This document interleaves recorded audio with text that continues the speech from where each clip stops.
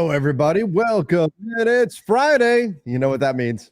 Front Office Friday! No edition. Standard edition. All right. I like it. Front Office Friday.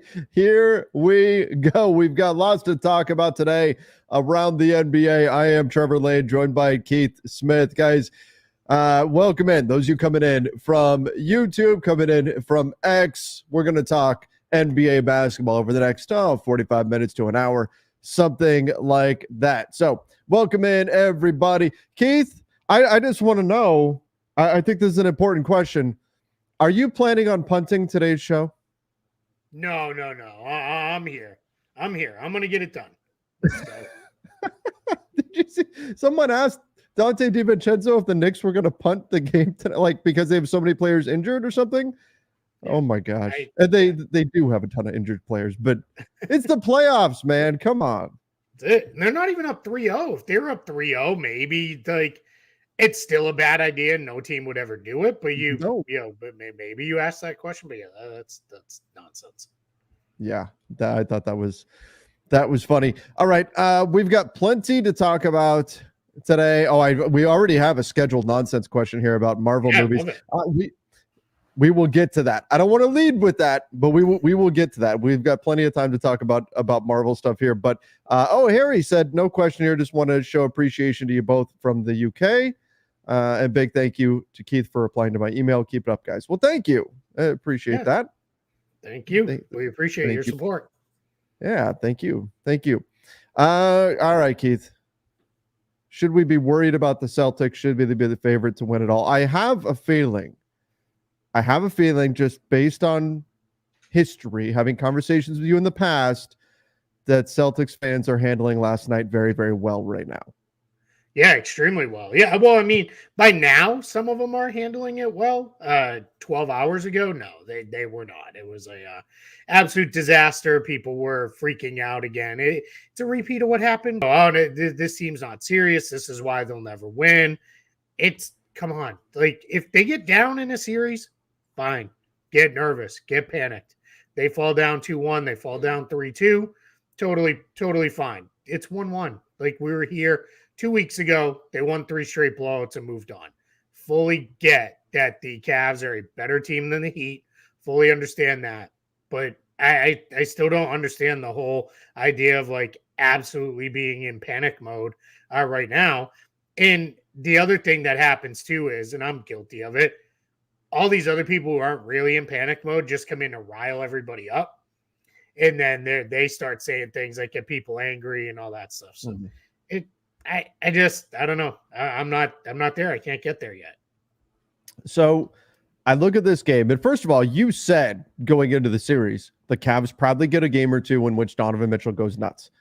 29 points, 7 boards, 8 assists. But we've talked about this all season, about how powerful the three-point shot is in the NBA. So when you look at, okay, what happened in this game? Obviously, there's a lot more to it than just this, but the Cavs shot 46% from three. The Celtics shot 22%, 23% if you round up from three. And they're a super high volume three-point shooting team. So if Boston shoots 23% from deep, that's hard to win that game. That's a lot of missed shots if that's going to be your percentage. So I look at what happened in this game and think this was just, it's what we see sometimes. Sometimes you have a team that shoots a lot of threes, misses them. The other team gets hot from three, and that's it. That's the game. The Celtics shot 41%. Now, did you see anything defensively where you went, uh-oh, the Cavs are doing such a great job defensively that these misses that the Celtics are having in this game, these could be for real? Or do you tend to agree with me? As much as it pains me to think this, I think it was just an off shooting night for Boston. Yeah, they have an off shooting night about once every 5 to 8 games. And they had it against Miami in game 2, and they lost. They had it in this one. I think Joe Mazzulla was right. I think the Cavs raised their pickup points. They got into Boston as soon as they hit half court. There was not a lot of just free, fully clean drive and kick after, say, the first 5 to 7 minutes of the game. I thought the first 5 to 7 minutes, neither team looked like they cared about playing very much defense. It was just a lot of guys driving down the paint and then pitching the ball out for open shots and that. And Boston was missing them and Cleveland was making them. And then I thought Cleveland locked in much quicker than Boston did defensively.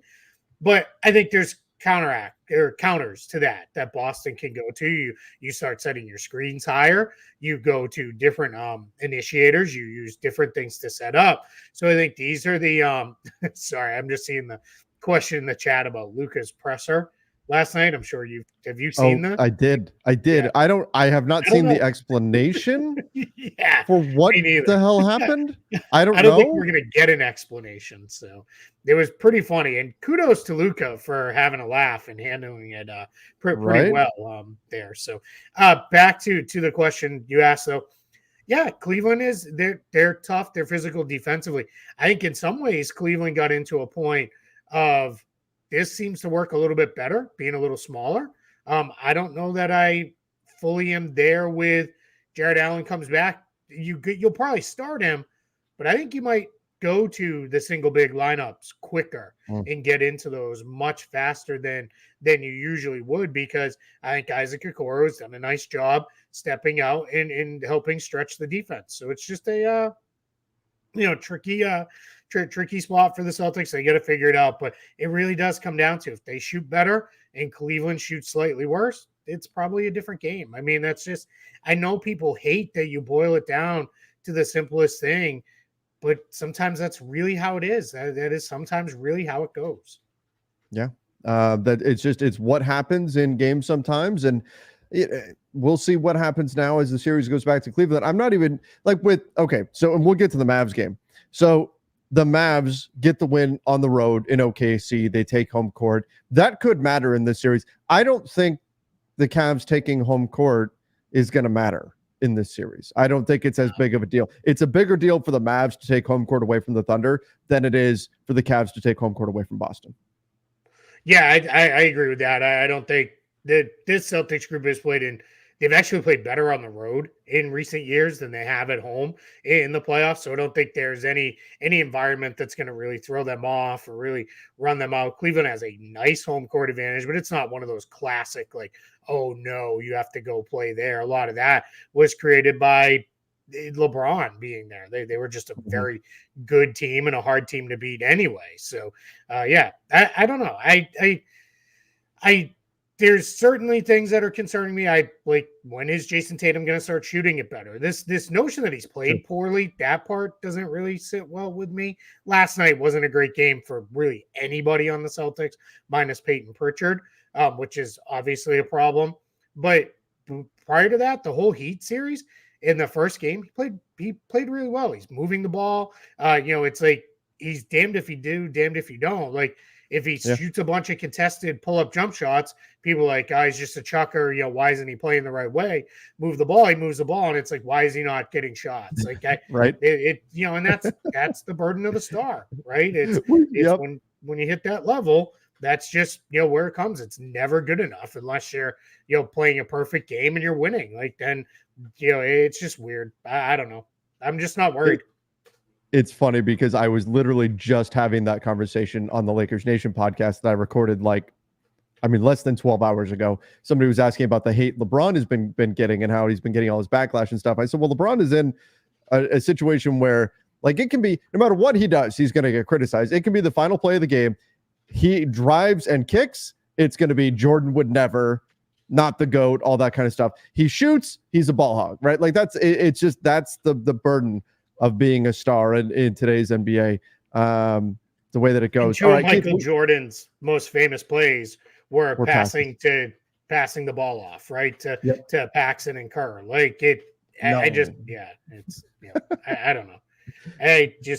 People just like to be mad. I think, like, that's the number one thing I've realized with the internet is people just like to be angry online. And I don't know why. I think we all spent way too much time inside and online about, let's say, 4-ish years ago. And now it's just turned into, this is where I go to get all this other stuff out. And I think a lot of people are just playing characters online too. And there's just a bunch of madness out there where it's like, well, what are we doing? But anyway, It's we have. I'm not going to let it bring me down. It's Friday. It's the That's playoffs. right. Draft lotteries this weekend, man. Sun is Too many shining. good, fun things to get into. Let's go. All right, let's go. Here, the big news of the morning: Mike Budenholzer will indeed coach the Suns. Keith, I made this point. In fact, I sent it out to our channel members on Lakers Nation. I said, Vogel's body isn't even cold yet.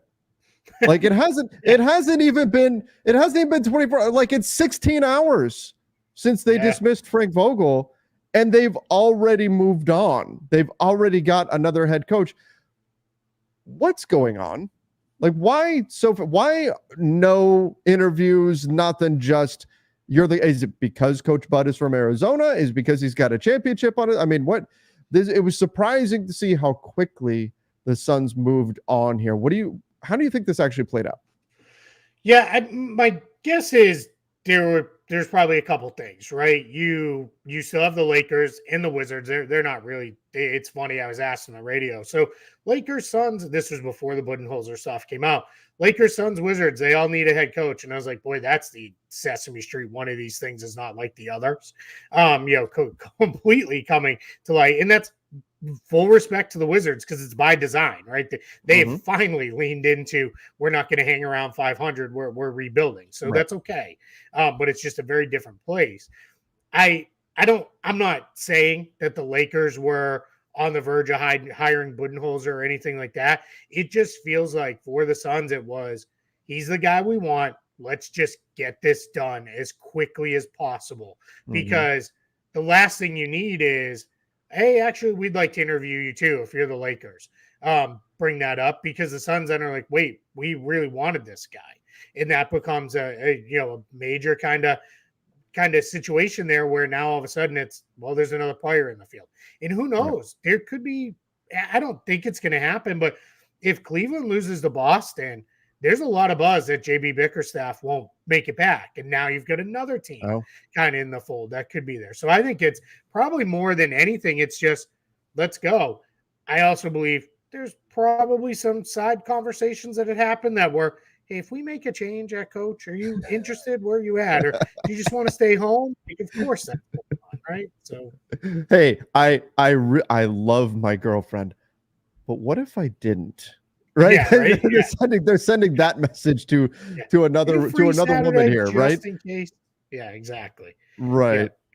Yeah. So I mean, so here's the thing that I wonder about is Budenholzer's success with both Atlanta and Milwaukee featured shooting fives, like where it was a lot of his offense was designed around, I'm going to pull the defense out. I'm going to stretch the floor. We're really going to space things with playing five-out style and with that. And it becomes what happens with Nurkic because so I just looked it up.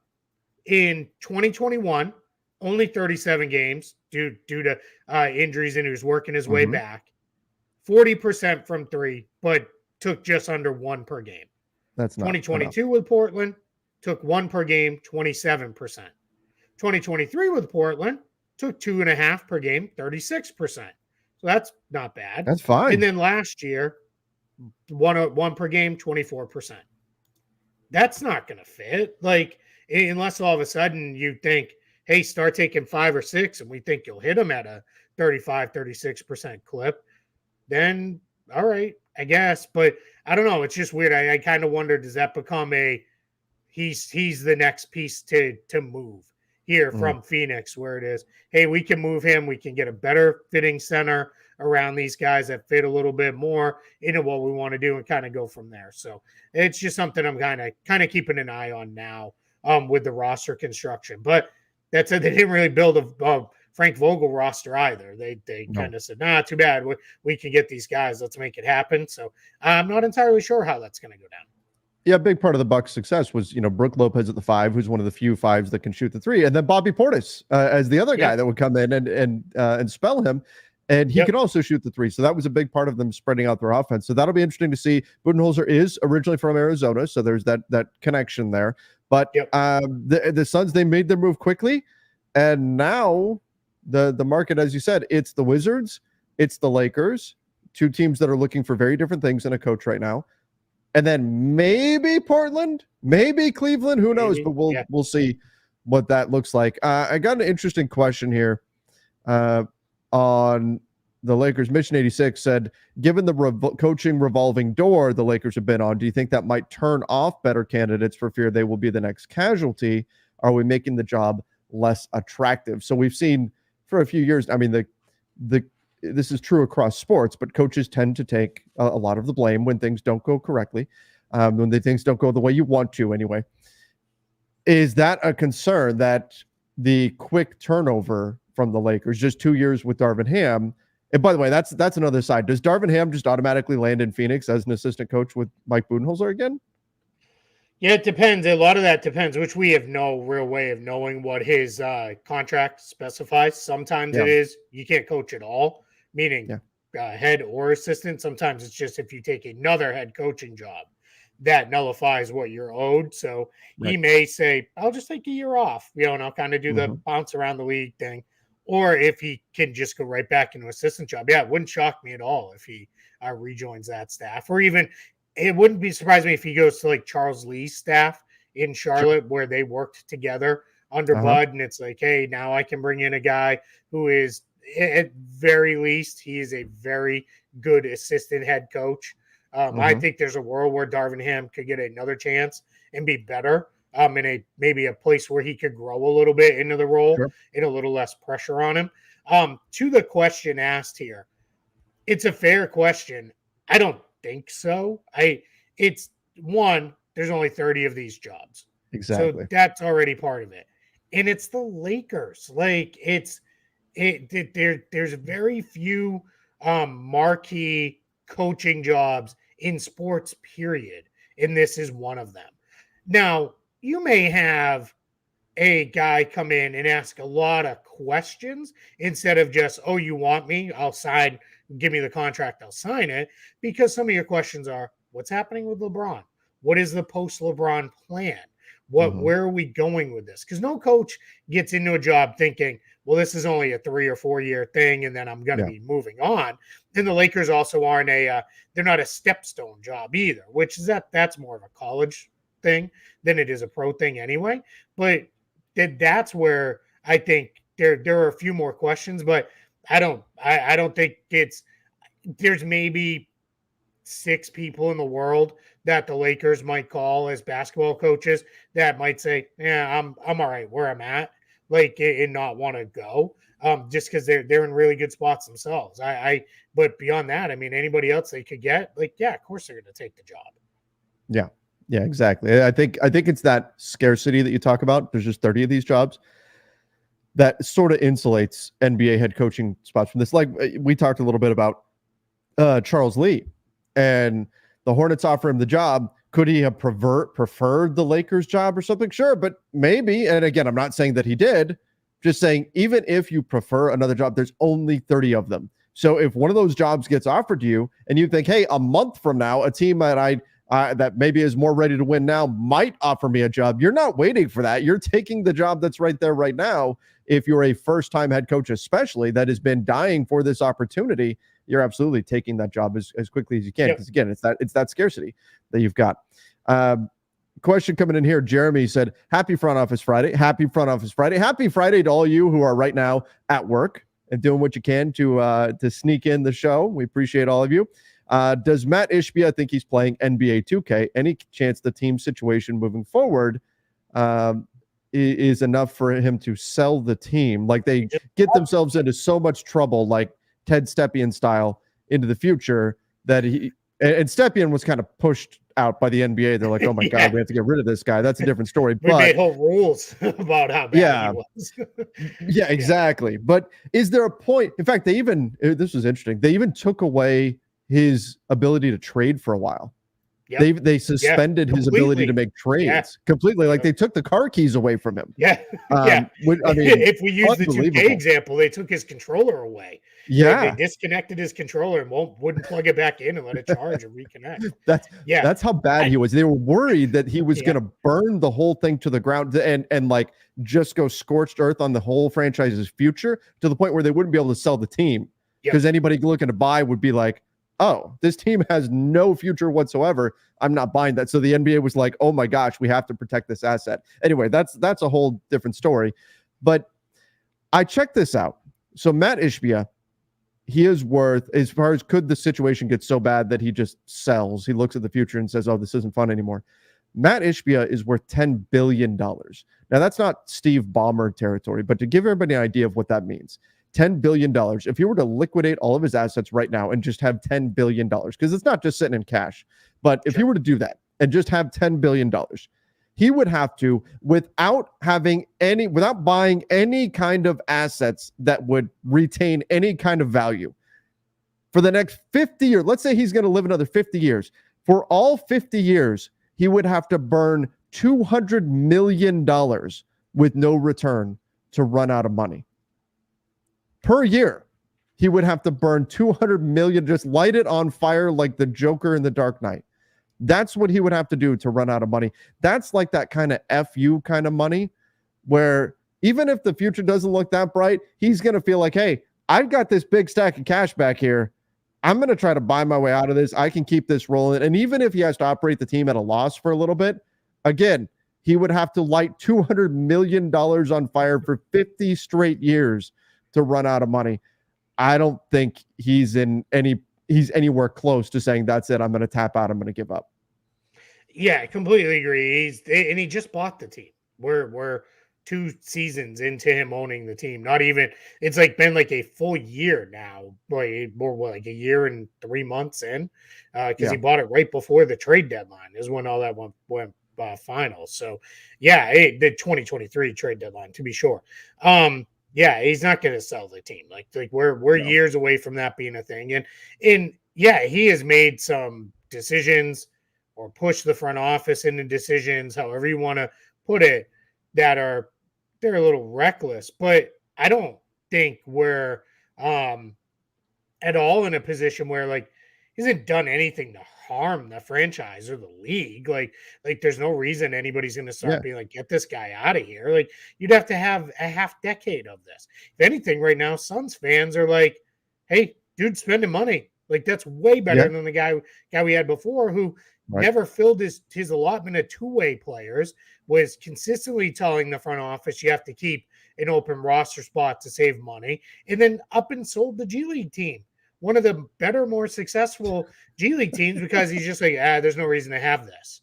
Like, and what did Matt Ishbia do? Walked in the door, is like, we're going to have a G League team as soon as we can, and then they'll have one next year. So, nothing he's doing. Like, he's going to be, like, he's fine. So, yeah, the team could very well get stuck. Like if next season does not go well, if Kevin Durant suffers an injury, something like that, they are pretty barren when it comes to future draft capital. And so you could wind up in a situation where things look tough for them for a bit. But there's also a world where things click. They make a few changes. Mike Budenholzer opens things up with the offense. And next thing you know, the Suns are a powerhouse next year and everything's fine. So I don't think we're anywhere close. We're a year in. I don't think we're anywhere close to Matt Ishbia selling. By the way, just for reference, Steve Ballmer, I just said Matt Ishbia has ridiculous FU kind of money and he's worth $10 billion. Yeah. Steve Ballmer is worth $122 billion. Yeah, he's in the top like 5 to 10 every year of richest people on the planet because it just kind of depends on how the stock did that year. Here's a good point though. Let me pull this up real quick. Yeah. From Scottie Pippen, Trevor Lane.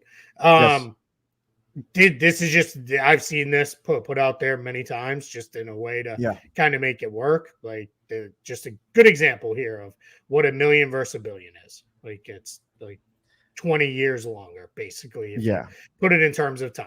Like that's it. So if a million is 11 days, what was that? Anyway, there it is. Give it back. We're fighting each other at the controls here. This feels like driver's ed all over again, where I'm hitting the gas pedal and the guy over in the passenger seat slamming on the brakes and screaming. That happened to me once. I did that? Yeah, I was. We were doing a driving lesson. It was the same thing, and a cat ran across the road, and I was like, "All right, it's far enough away." Like it was so like. If we didn't take him one action or another, we were going to hit it. Yeah. And I was like, all right, I can speed up a little and get past, and it'll run behind me. And the driver's ed teacher slammed on the brakes, and the cat was fine. It actually then turned around and ran back into the yard because that's what they do. But it was, that happened to us. And the girl in the car started screaming and yelling and everything else. So, do they still do that? Is that still a thing? You'll find out soon, I guess. I'll find out, in a year. Yeah, in a year. Yeah, which is terrifying that we're that close. But yeah, here you go. 1 million seconds is 11 days. 1 billion seconds is 31 years. Yeah, it's what it comes down to. Okay. Oh God. There it is. Keith saw red and floored it. Kinda. A little bit. A little bit. All right. Let's cleanse the palate here a little bit with some scheduled nonsense. Took Keith's advice, watching Marvel movies chronologically. Captain America is awesome. I knew I wanted to watch his movies when I saw a YouTube short of him standing up to Thanos' army by himself. Oh, when he calls Mjolnir. What a moment that was. That was so cool. I like to, he gets up and he's got only like some portion of the shield left, and he like straps it, pulls the strap tighter, and he's like, did you see they get into like the actual like medical reason why he did that? Like, I want to say it was like a New Rockstars thing or something like that. That like he was gashed across the arm, and so to hold the tendon in place, he does. I was like, whoa, okay. I didn't pick up on that. That was pretty cool. But I did that years ago. I think it was during COVID. I did that. I watched one Marvel movie each night, and I haven't been able to do it. Like, I've thought about redoing it. I'm like, it's so many. I wouldn't be able to stick with it. But I did it, I think, during COVID. I watched each night. I watched one Marvel movie. And it's, when you watch the whole thing, like, obviously it takes a long time now. And there's a few stinkers in there, but I really do like the way that it pieces together the whole story, especially if you just do like the Infinity Saga. That is kind of the bread and butter. And then after that, it goes off the rails a little bit when you get into the multiverse stuff and all that. Although actually, the more I've gone back and watched Multiverse of Madness, the more appreciation I've had for it. I'm like, this is better than, like, if you go into it expecting like a horror style superhero movie, if you look at it through that lens, it winds up, it's a lot better than I think people initially gave it credit for. But anyway, that initial Infinity Saga is the one that's the best. That's if you really want to see what made those movies so great, it's that era. It was the first time too that, like, you just got so locked into everything was building constantly. And where it's kind of gone wrong now is it just feels like it's gone a little like sideways. I'm gonna pull this one up real quick here. Ryan says, then the OCD kicks in and you find yourself in an Agents of S.H.I.E.L.D. deep dive. So this is what I did over COVID. I went, because I had not watched the Netflix shows. So like I literally went through, found somebody had put it online somewhere, one of the Screen Rant or somebody, and it was a full starting with, and it was like in not the order they were released, but the order like the events happened. So like Captain America was the first one. So I watched Captain America, then Captain Carter, and then Captain Marvel, and then like straight through, but mixed in the TV shows too. And like that was basically just what played. That it was that and Below Deck were like the things I watched when there was no sports. Okay. Like my wife and I locked in on Below Deck. Keith, we started with that. Oh, it's great. We've started with that. And now, so we've watched all of the current series, and then we went, oh, okay, this is actually kind of interesting. And like, we're planning a Caribbean vacation for, we're going to go on a cruise and all that kind of stuff. So it's like, I'm watching it, going, oh, I can't wait to be there. Or I can't wait to be there or whatever. But now we've gone back and we're starting and we watched the first season, like the very first season, and we're working our way up now. Perfect.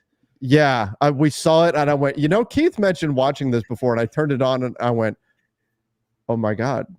Like, what is this? What world am I now trapped in? Yeah. And now we've watched like 40 hours of it or something like that. And it's absolute garbage. Like, it is the most trash stuff. And with some of the worst people. Yeah, you end up hating everybody. except for like there's like two you're kind of like, oh, I kind of like them, and then they're Right. like the ones who are like they're almost like too smart, and they're like, get me out of here, like I can't do this anymore. And But some of the guests are awful. what they're so good at too, better than any Marvel movie, any sitcom, like drama, TV series is, they finish a show and they will say, like, they'll leave it on like somebody falls down the stairs drunk. Yeah. And then they finish. Yep. And then you're like, oh, all right, we'll watch the first 15 minutes of the next episode just to see how that resolves. My wife's sitting here smiling and laughing because she knows exactly what I'm talking about. And you watch the first 15 minutes, and then it flows right into the next thing. And then the next thing you know, you're 4 episodes deep. It's 2:30 in the morning. You're like, what is my life? Like, exactly. I have to be up in 4 hours. What have I done? So, yeah. It's it is a delight. You kind of feel gross, but it's something. It's something.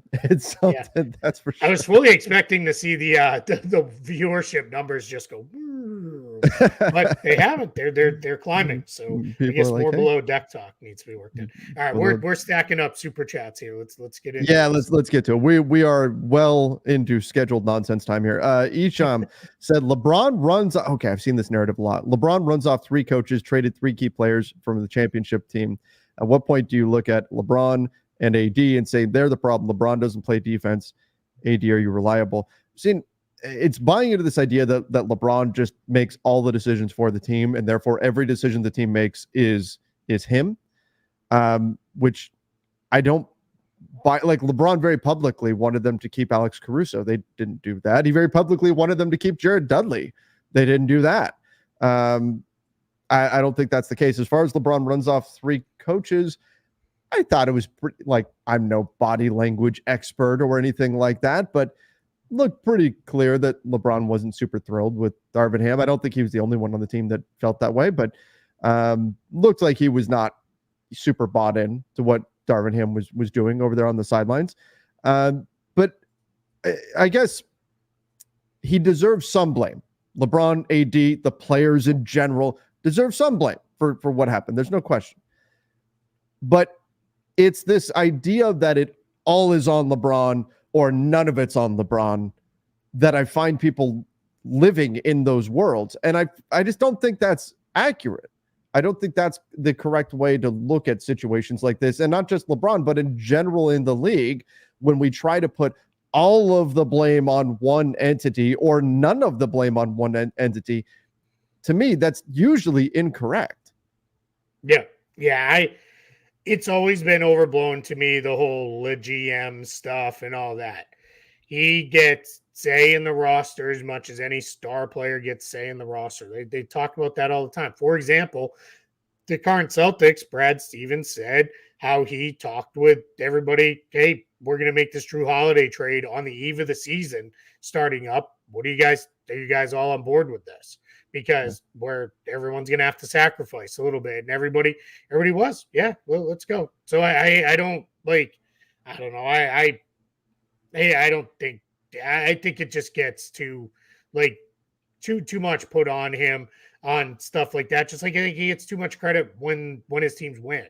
Like, it's, he's not building the roster. He's not out there scouting guys. Like, it's not, shocker. He wanted to play with a bunch of his friends in the past. Yeah, so does every player at some point. So it is what it is. All right. We've got this one said, and as far as LeBron not playing defense, he's almost 40 years old. Like, yeah. I understand it. Paul George to Sacramento for Barnes, Herter, and Murray. Do you think Frank? That, man. Yeah, that's a lot for 34-year-old Paul George.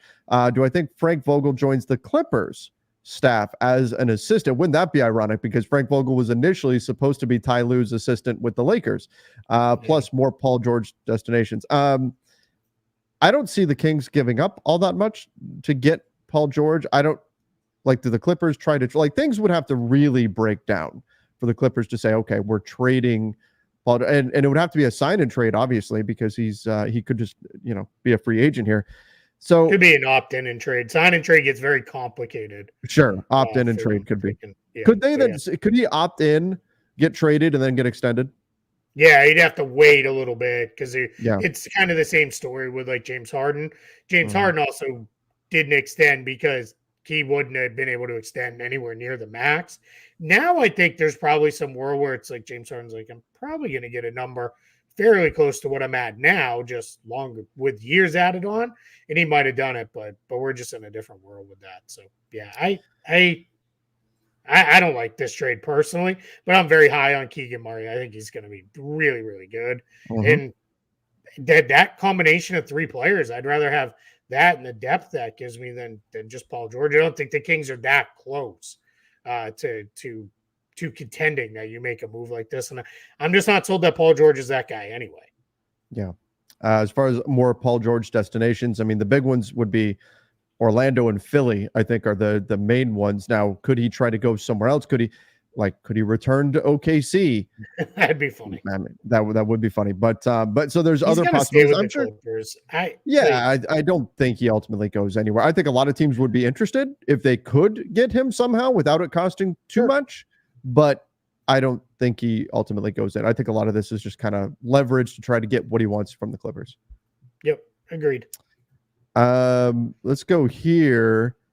In this year's draft, if the Lakers choose to keep the pick, do they draft best player available or best fit available? I typically am best player available. I usually think I use best fit as a tiebreaker. Otherwise, I'm going best player every time. How do you see that situation? Yeah, let me address one part first, which is part of why I started this. The Lakers don't get to choose to keep the pick. The Pelicans make the decision. Well, It he is means if the Pelicans don't take the don't pick, then trade it. the Lakers not Got it. trade it. Okay. Yes. Yeah. Yeah, and that's fair. But just so everybody knows, Pelicans have roughly 3 more weeks. It's June Mhm. 1st. They have to decide if they're taking this year's pick or next year's pick. Everything is pointing to they're going to take next year's pick, so we'll Mhm. see. But yeah, if the Lakers don't trade the pick, best player available, unless it happens to be, oh my gosh, we've identified we need a point guard or a center or whatever it Yeah. is, in the there's like the best player available is the top guy on your board, obviously, then that guy is the next guy on your board. Then you can go fill a need. But Yeah. it's not, they're not one center or one point guard away. And it's going to be a middle of the first round pick. So you're not even getting that guy necessarily anyway. So best player available and hope that they also fill a need and you move forward. Yeah, I think where teams get themselves in trouble is when they draft for fit rather than the best player available. That's where 5 years down the road you're going, why did they pass on that guy? Right? I mean, you get that whole conversation. Yep. Keith, what do the Warriors have to do this offseason to have the room exception? And the room exception, they'd have to get below the cap, the mid-level and biannual. How much is each? All right. Well, the room exception's not going to happen. Yeah, That's way you got to drop below away. the cap to get that. But I will drop in the chat here. I think this will work. Yeah, there we go. That is my link to the Warriors offseason preview, and I laid out exactly how they can get to the non-taxpayer MLE. Basically, it is waive Chris Paul. I think that's probably coming. And then re-sign Klay Thompson for about half of what he makes now. You maybe go a little bit higher. And then there's all these indications that Gary Payton is actually going to opt out of his $9 million contract and very likely re-sign for something that's like 3 years, 15 million guaranteed, or something in that range that lowers his number for this year, but tacks on a couple more guaranteed years and gets him a little more security going down the line. Wait. 3 years, 15 when he's getting 9 right now. So you're only adding like $6 million. That's only a little bit above the vet minimum per year. That seems like a odd gamble to take if I'm Gary Payton. Where it sounds like it's headed. We'll see, obviously, but sounds like he is more concerned with, let me get some more, I really want to lock in more years, is where we're at. And given his injury history, I could kind of get it. Like we'll see. But there's ways they can certainly get that number down. And obviously, if Klay just walks, that that removes the cap hold entirely. But to cap space, which would come with the room exception, that's not going to happen. But non-taxpayer, I think we're in range for the Warriors to be there. Now they may do the non-taxpayer and then hard cap themselves at the first apron, dip back over the initial luxury tax line, but that's still not being a second apron team. It frees up all kinds of flexibility. I think that is where the Warriors are headed right now. Yeah. And they're definitely going to be a team to watch this summer, because in the past it's been, we're going to spend whatever. We'll be Matt Ishbia, right? And we're going to spend whatever. Now they're backing off of that as they're seeing, okay, hey, we've been a play-in team for a little bit now. We're going to have to kind of reset this. And that means dropping back on some of our spending, which is what the NBA wants. They want these teams that spike way up in spending to very quickly go, okay, well, we had our run. Now let's drop back down. Okay, now we're going to jump back up, and it kind of have that kind of action. Did you see Chris Evans will reprise his role as Captain America for a limited series about Steve returning the Infinity Stones? Is that legit? That's happening? I don't know if that's confirmed. I saw the rumor about that's what they want. I think it was like a 5-episode series or something. There was also this was like a year ago, they had talked about doing this as an animated thing where like he would actually voice Captain America, because he did not in What If. That did somebody else took on the character for those. So I have seen some of that, but yeah, I haven't seen anything confirmed on this. I did see confirmed. They confirmed Galactus is coming, and it is Fantastic Four. Oh my gosh, I can't think of his name. Who's going to play him? He is he's like been in like Game of Thrones and Harry Potter. He's like basically like a perfect guy to play Galactus. I'll look it up. Well, let me find that. I'm trying to look it too. But that's Ralph awesome. Ineson. Yeah, Ralph Ineson is going to be Galactus, and he is going to be in Fantastic Four. It sounds like, so that's going pretty big out of the gate in Fantastic Four. But it could be a Thanos like initial appearance where it's like, he's just there because remember, Silver Surfer's in it, and the Silver Surfer is the herald of Galactus. So, like that it could be like he's there, sends the Silver Surfer off to send my message off to Earth or whatever, wherever it is. Yeah, exactly. And then we build towards Galactus, because that's a huge like bad guy to roll out right away. I also wonder, is it going to be like, let's just forget about Kang and we're moving on. And let's focus on Galactus. We're going to focus on Galactus. Did I butcher his name? I thought I might have butchered his name. I have no idea how you say it. Yeah. That's all right. Sorry. He's going to be Galactus. That's the important thing. Yeah. He's going to be Galactus. That's awesome for Fantastic. Fantastic Four, they haven't gotten it right. They've tried so many times and still haven't gotten it right. I hope this time they get it right. I'm optimistic. Pedro Pascal is great. He's got to kill it, because for me anyway, I'm going to be going, why is that not John Krasinski? Right? Like that. Why is that not happening? I think he's going to be great, but I think he's going to be the linchpin. It's going to be so important that he's fantastic, pun intended, I guess, in this movie. He's got to be really good. The thing I read about John Krasinski was he just didn't want to commit to multiple movies. He's like, it was a ton of fun to do it as essentially a cameo. He's like, I've got other things I want to do. I don't want to commit to, doing this over and over and over and over again. Which I understand, as disappointing as it is. I understand. Sure. Yep. All right. Anything else that we want to get into before we call it a day here? We had. Oh yeah, we get this one. Oh, okay. Love the show. You guys are great. Glad the Suns hired Mike Budenholzer. The Lakers didn't want him. Wish we could hire Juwan Howard.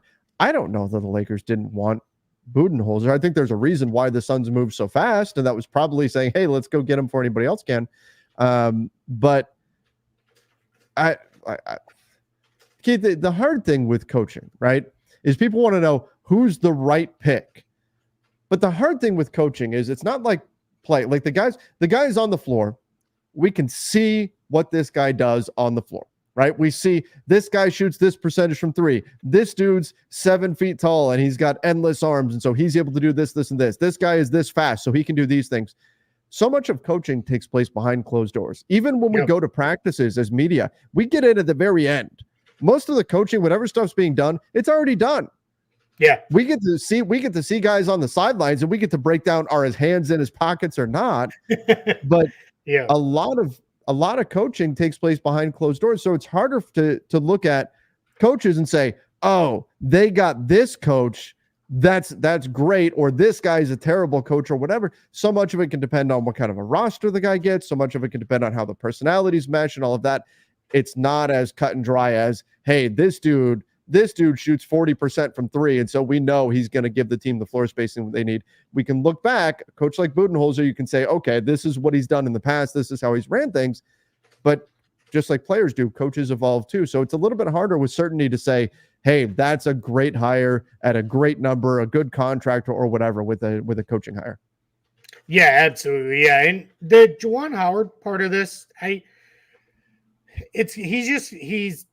just going to have to get himself back to a place where people are excited about him again. Like he left to go to Michigan. It didn't work out.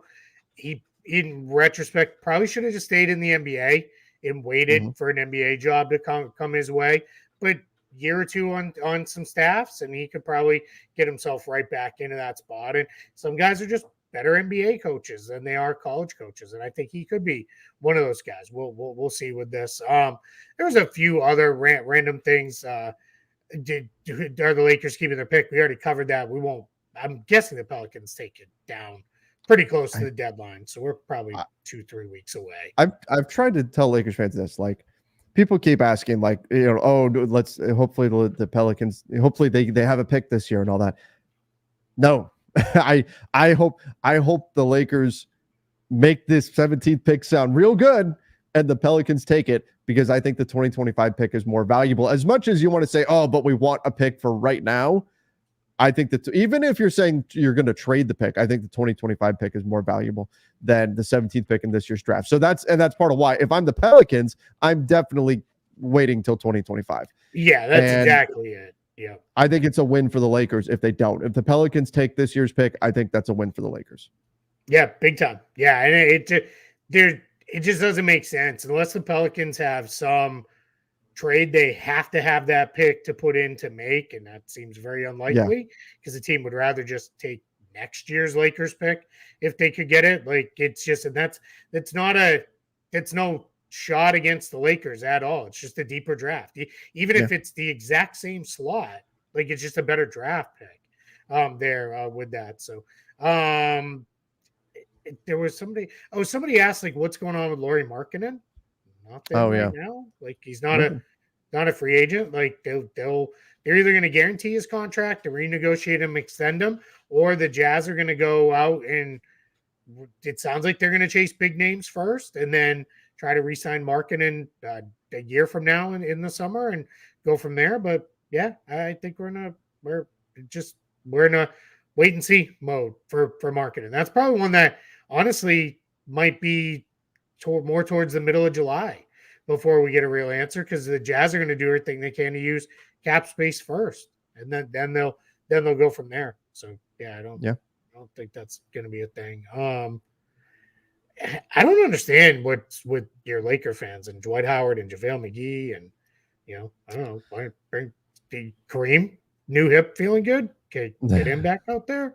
Like, I don't know, weird. There's a sense that it's because Dwight is, like, openly campaigning to get another shot, and people remember him favorably. For some reason, we've collectively repressed the last stint Dwight had with the Lakers. Like, that did not exist.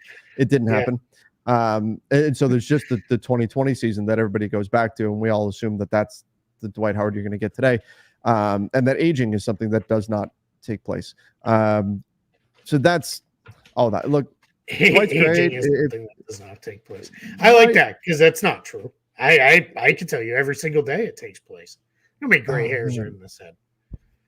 My gosh. I mean, Keith, like, even just like the difference. I think sometimes people don't understand. Like, yes, there's some athlete like LeBron still doing crazy things at 39, but he's the exception. He's not the rule. The difference physically between a 31-year-old and like a 36-year-old, 37-year-old, it's a lot. Like life comes at you fast, folks. Let me tell you. Like I was just thinking the other day, I'm like, how was it when I was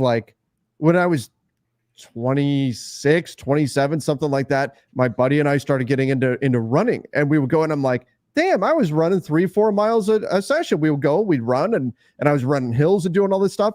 Now I'm like, should I run today? No, I'm just gonna walk. Like, it's the same as like crazy. I could stay up until 4 a.m, get an hour of sleep, and go to work all day and be fine. And there's just doesn't happen. And this basically says it all.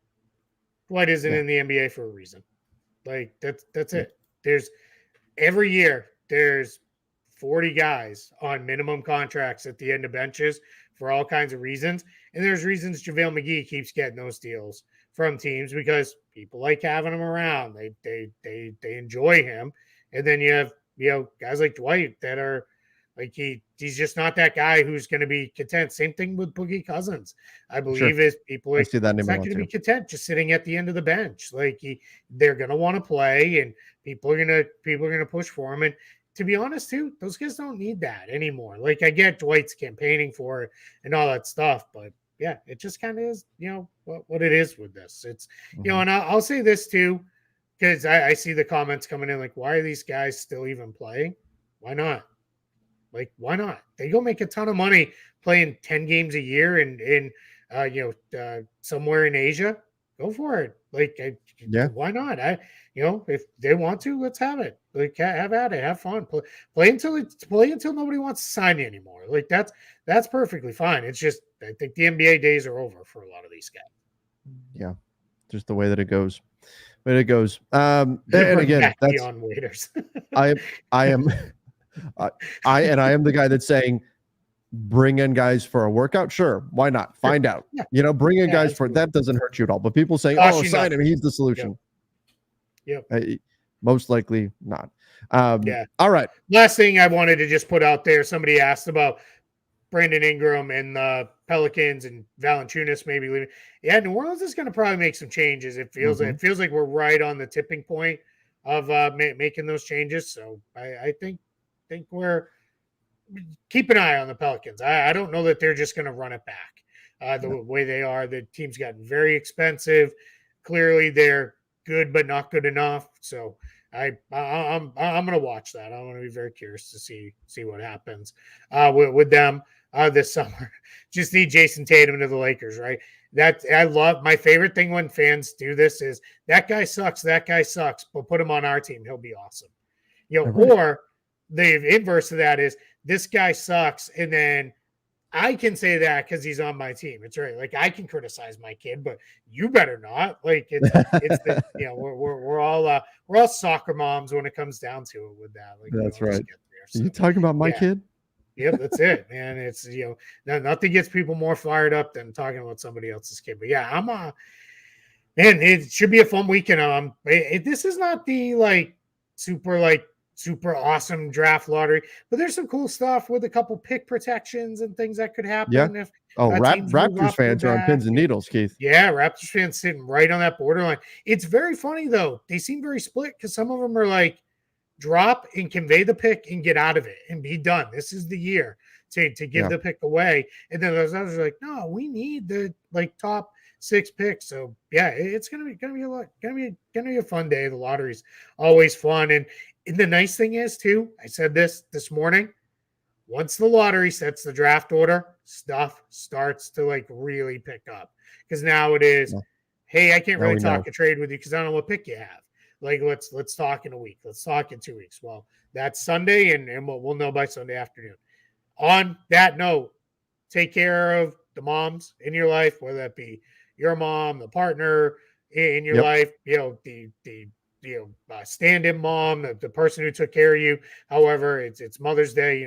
Moms they're the best, man. They are absolutely the best, and take care of the moms in your life. Mhm. At least a phone call. If you're lucky enough to still have your mom, pick up the phone and call her. Moms love that. They appreciate more than if you send a card. Like that means way more to a mom. So take care of the moms in your life this weekend, and at least do something nice for them. And then watch the NBA draft lottery unfold. Yes, at 3 o'clock. There you go. There you go. 3 o'clock. I mean, come on. It's like give them the whole morning, take them to brunch, and then it's like, all right, I know Mother's Day, but let's not emphasize the day too much. Like Mother's morning, really, Mother's and then Day it's time. Like, yeah. Mom, the real MVP. Yeah, KD got it right, man. There you go. That is the real MVP, is mom. Yep. There you go. All right, everybody. Well, thank you for joining us for Front Office Friday. We, as always, had a great time. We'll be back with the Front Office Show on Monday with all the craziness that occurs this weekend.